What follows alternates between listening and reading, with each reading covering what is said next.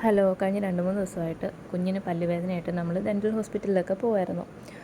അപ്പോൾ നമ്മൾ രാവിലെയും രാത്രിയിലും കുഞ്ഞിനെ പല്ല് തേപ്പിക്കുമായിരുന്നു. പക്ഷേ ചില ദിവസങ്ങളിൽ രാത്രിയിലൊക്കെ കുഞ്ഞിന് തന്നെ പല്ല് തേക്കണം എന്ന് പറഞ്ഞ് വാശി പിടിച്ച് തേക്കുക, അതുപോലെ തന്നെ ചിലപ്പോൾ വാശി പിടിച്ച് നേരത്തെ കിടന്ന് ഉറങ്ങുക, അങ്ങനെയുള്ള ദിവസങ്ങളിലൊന്നും തേക്കാതൊക്കെ ഇരുന്നു.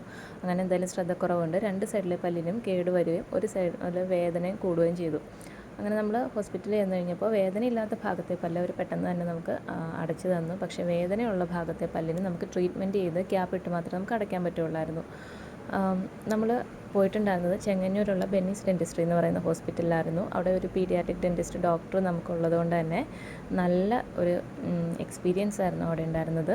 ചെല്ലുമ്പോൾ തന്നെ ഇങ്ങനെ കളിപ്പാട്ടങ്ങളും അക്വേറിയൊക്കെ കണ്ടു കഴിഞ്ഞപ്പോൾ തന്നെ കുഞ്ഞ് നല്ല ഹാപ്പി ആയിരുന്നു. അതിനുശേഷം ട്രീറ്റ്മെൻറ്റിൻ്റെ സമയത്തും നമുക്ക് നല്ല എക്സ്പീരിയൻസ് ആയിരുന്നു. ആദ്യം നമുക്ക് വേദന മാറാനുള്ള മരുന്നുകളൊക്കെ തന്നു. അതിനുശേഷം ട്രീറ്റ്മെൻറ്റ് ചെയ്തു. ഇനി നമുക്ക് അതിന് ക്യാപ്പിടാനായിട്ട് ഇനിയും പോകണം. അപ്പോൾ കുഞ്ഞു മക്കളൊക്കെയുള്ള അമ്മമാർ എപ്പോഴും അവരെ രാത്രിയിൽ പല്ല് തേപ്പിക്കുന്നത് കുറച്ചും കൂടി നമ്മൾ ശ്രദ്ധിക്കുകയാണെന്നുണ്ടെങ്കിൽ അവരുടെ പല്ലൊക്കെ കേടുവരാതിരിക്കാൻ നമുക്ക് കൂടുതൽ ഹെൽപ്പ് ചെയ്യും. താങ്ക്